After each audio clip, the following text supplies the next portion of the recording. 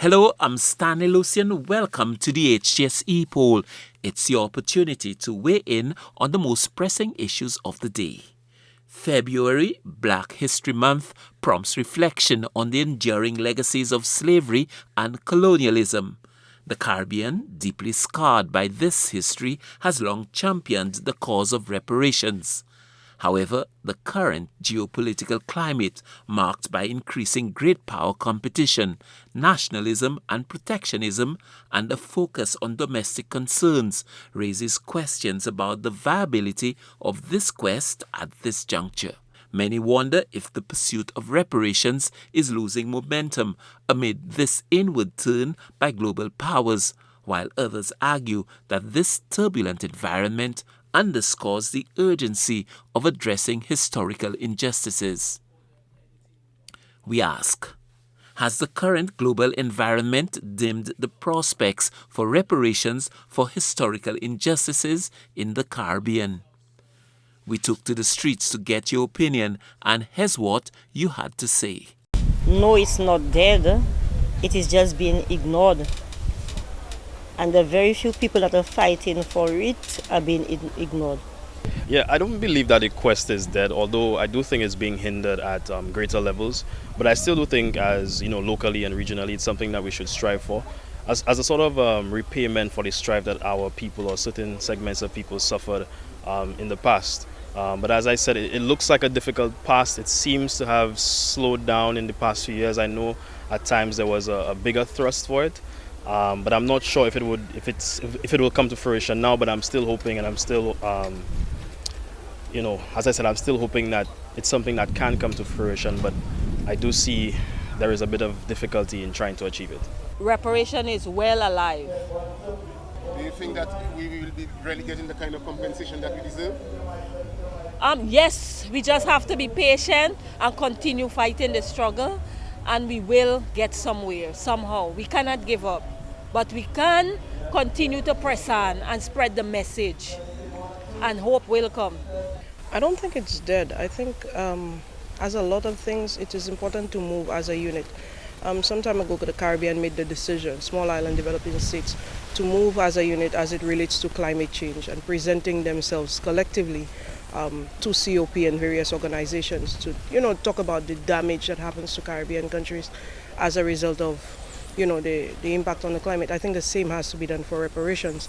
Any country choosing to do it on their own is going to be a challenge. Grenada had a very active reparations group, Saint Lucia as well, Jamaica. I think the idea is for all countries that have been impacted, because reparations is a conversation that has to be had by the descendants of the enslaved. So it makes sense for it to be done collectively as opposed to each country trying to do it. I think strength is in numbers. So I don't think it's dead. I just think the approach should be different. I do not think the quest for reparations dead.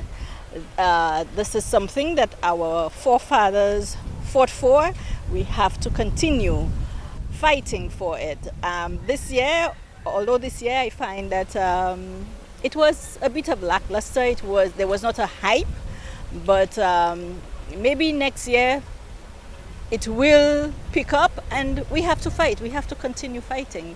This is our thing. Oui, nous supposons jouer ça parce que en commencement la vie c'était nèg noir qui a souffert la vie et c'est nèg noir qui bâti la terre, nèg noir qui style bâti la terre til joue à body qui parler pour ça que ça Olivier. Moi d'accord d'être nous supposons jouer ça parce que grand maman nous grand ça fin dit grand. Travail assez ouais pour ça. Nous méritons joindre salaire ça nous pour toucher à la vie et nous nèg nous kata top wed pour faire $1 nous kata top easy pour spend là nous kata wed pour. I don't think it's dead. I think it's been ignored, slowed down, and one of the reasons I think this happens is because once you've gotten it, what happens? So I think people fighting for reparation needs to come up with a plan as to what you're going to do with the funds. It's not that you're just going to give everybody a certain amount of money. I think it would be better placed if the funds that you get will be placed into a fund for something, have a cause. So that when you're fighting for it, people can see what you're going to do with them. And this is what we're going to put a museum or a university, a hospital, something put in memory of our forefathers? Based on my limited knowledge, I don't think it's a realistic expectation or even a realistic pursuit, because so much have gone by, and the big question is who is going to compensate, who is going to pay, and who is going to receive. So in my mind, I really don't think that it is a realistic of a pursuit. I do not think it will become a reality. I think it is dead hope. Now to our new discussion. In St. Lucia, concerns have been raised about the slow pace of capital works projects, including roadworks, bridges, and even commercial and private sector projects. This has led to calls for greater standards for contractors and increased accountability. Some argue that a systematic penalty system should be instituted to regulate private and public contractors and ensure that projects are completed on time and within budget.